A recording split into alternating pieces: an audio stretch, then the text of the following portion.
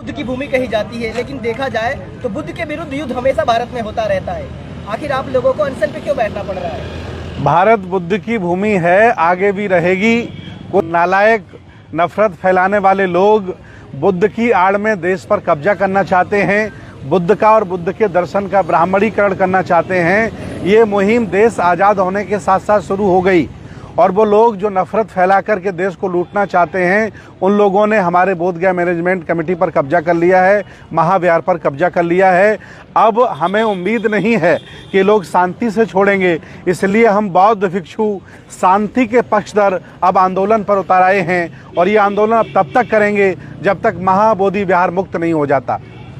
भंते जी, बाबरी मस्जिद को उन लोगों ने किस तरह से अशांति से कब्जा कर लिया, हम लोग शांति से क्या लगता है अपने ही बिहार पर प्राप्ति कर पाएंगे?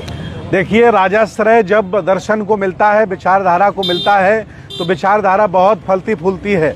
मैं आपको बताना चाहता हूँ, ये महाबोधि महाविहार सम्राट अशोक के ज़माने में बनाया गया। कई बार इसको ध्वस्त किया गया, कई बार इसका जीर्णोद्धार हुआ, लेकिन आज नफरत फैलाने वाले लोगों ने, मनवादियों ने इस पर कब्जा कर लिया है। जब तक ये मुक्त नहीं हो जाता, ये आंदोलन ख़त्म नहीं होगा। और मैं आपके माध्यम से कहना चाहता हूँ कि हमारे बौद्ध भिक्षुओं को आज 18वां दिन है, बहुत अच्छी जगह बैठे थे।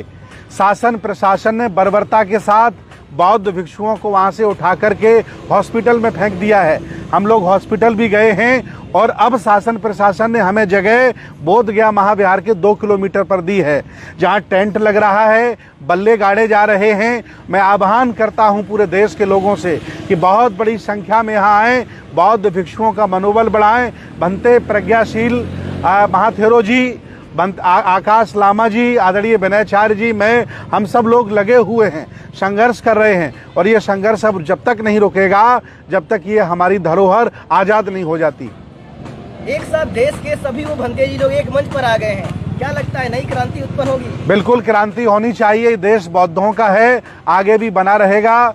कुछ मनमुटाव आपस में थे विचारधारा को लेकर के, वो सब दूर हो गए हैं। अब बहुत बड़ी क्रांति होगी। हमने पूरे देश में आह्वान किया है, कई एमपी लोगों से बात की है, कई एमएलए लोगों से बात की है कि इस मुद्दे को वो सदन में भी उठाएं, क्योंकि लड़ाई एक तरफ से लड़के हम कामयाब नहीं होंगे, हमें चारों तरफ से लड़ना होगा। सामाजिक, धार्मिक, राजनीतिक, आर्थिक, अंतर्राष्ट्रीय मुद्दे पर भी हमें वार्ता करनी पड़ेगी। यूएनओ को भी हमें टच करना पड़ेगा ताकि सरकार मजबूर हो जाए और बौद्धों की विरासत बौद्धों के हाथों में दे दे। आपके एक बार आह्वान करने पे लाखों की भीड़ आ जाती है, इस धरने में कितने की भीड़ लाने वाले हैं? मुझे उम्मीद है कि हजारों की संख्या में लोग पहुंचेंगे। उत्तर प्रदेश से 25-30 लोग ट्रेन बुक करा चुके हैं, दिल्ली से लोग आ रहे हैं, मध्य प्रदेश से लोग आ रहे हैं, बिहार के अलग अलग जनपदों से लोग आ रहे हैं। जैसे ही हमारा टेंट वेंट यहाँ लगेगा, हजारों की संख्या होगी और हम तब तक यहाँ डटे रहेंगे जब तक ये स्थान हमारा मुक्त नहीं हो जाता। जो दर्शक बंधु आपको देख रहे हैं देश दुनिया से, क्या उनको आह्वान करना चाहेंगे? मैं सभी से आह्वान कर रहा हूँ, यहाँ तमाम बौद्ध भिक्षु रह रहे हैं, उनके खाने की व्यवस्था की जाए, उनके पानी की व्यवस्था की जाए। आप सब लोग तन मन धन से सहयोग करिए और बड़ी संख्या में अपने घरों से निकल करके आइए। और अगर आज भी तुमने कायरता का परिचय दिया तो जिस तरह से साकेत तुम्हारा छीन लिया गया, उस तरह से बोधगया भी आपसे छीन लिया जाएगा। फिर आगे कुशीनगर की बारी आएगी। मैं आपको बताना चाहता हूँ, 4 तीर्थ भगवान बुद्ध के हैं, चारों हमारे गुलाम हैं, चारों दूसरों लोगों ने कब्जा कर लिया है। 3 जगह भारतीय पुरातत्व सर्वेक्षण का कब्जा है और बोधगया में ब्राह्मणों का कब्जा है। कुशीनगर में भारतीय पुरातत्व सर्वेक्षण का कब्जा, लुम्बिनी में भारतीय पुरातत्व सर्वेक्षण का कब्जा, सारनाथ में भारतीय पुरातत्व सर्वेक्षण का कब्जा और कुशीनगर में कब्जा, बोधगया में ब्राह्मणों का कब्जा। हमारे चारों तीर्थ स्थल इस समय दूसरों के कब्जे में हैं। उनकी मुक्ति के लिए आपको घर से आना पड़ेगा और मिलकर के इस आंदोलन को सफल बनाना पड़ेगा। मैं निवेदन करता हूं देश भारत के सभी लोगों से, खास तौर से बिहार की जनता से, कि नीतीश कुमार जी मनमानी कर रहे हैं। अगर नीतीश कुमार चाहें तो सदन में नया बिल ला करके 1949 का ये जो बीटी एक्ट है इसको डिसमिस करें और नया बिल ला करके बौद्धों को बौद्ध विहार सौंप दें। कोई तकलीफ नहीं होगी, उनको फिर खुश होकर के सारे लोग वोट देंगे। लेकिन अगर वो ऐसा नहीं करेंगे तो अब की बार उनका काम खत्म होने वाला है। मैं केजरीवाल का घर घेरने गया, हमने घोषणा की केजरीवाल आप जा रहे हो, आप देख सकते केजरीवाल की सरकार चली गई। अब हम नीतीश कुमार को चैलेंज कर रहे हैं, अगर आपने बौद्ध भिक्षुओं की बात न मानी, बौद्ध भिक्षुओं की न्याय की आवाज नहीं सुनी, तो आपकी भी कुर्सी बचने वाली है। मैं दावे बचने वाली नहीं है, मैं दावे के साथ कह रहा हूं।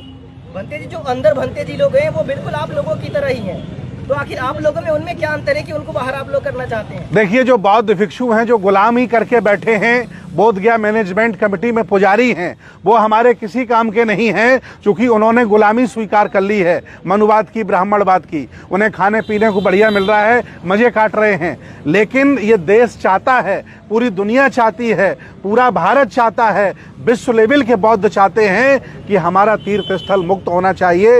ये जो अंदर भिक्षु बैठे हैं, इनको भी बाहर निकाला जाए और पुनः नया बिल बना करके सरकार बौद्धों को ये सौंपे, ताकि हम ईमानदारी से बौद्धों की संपत्ति पर बौद्धों का कब्जा एहसार करा सकें। धन्यवाद।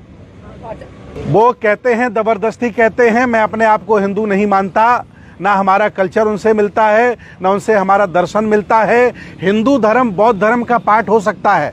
1000 साल पुराने चले जाइए, जो महायानी परंपरा है उसका बदला हुआ रूप हिंदू धर्म है। हिंदू धर्म का पार्ट बौद्ध धर्म नहीं है, बौद्ध धर्म का पार्ट हिंदू धर्म है। ये जबरदस्ती विष्णु का अवतार बुद्ध को बताते हैं, इसके कोई प्रूफ नहीं है। ये जबरदस्ती ब्राह्मणीकरण बुद्ध का करना चाहते हैं। जिस तरह से रविदास का ब्राह्मणीकरण कर दिया, कबीर का ब्राह्मणीकरण कर दिया, ये बाबा साहब का भी ब्राह्मणीकरण करना चाहते हैं। इसलिए उनका धर्म अलग है। मैं मांग करता हूं, पर्सनल मैरिज एक्ट हमें दिया जाए, हमें अलग शमशान दिया जाए, पर्सनल लॉ हमें दिया जाए, और हमारे पूजा स्थल अलग होंगे। हमारा जो बौद्धों की जो प्रक्रिया है पूजा पद्धति की, जीवन जीने की, वो अलग है। हमसे उससे कोई लेना देना नहीं है। उनका धर्म अलग है। पूरी दुनिया में बौद्ध रहते हैं, ईसाई रहते हैं, मुसलमान रहते हैं, भारत में भी बौद्ध रहते हैं। हम लोगों से, हिंदुओं से कोई लेना देना नहीं है। प्रशासन आप लोगों के साथ है, क्योंकि अभी सुबह प्रशासन के साथ जो आपकी मुठभेड़ हुई थी, क्या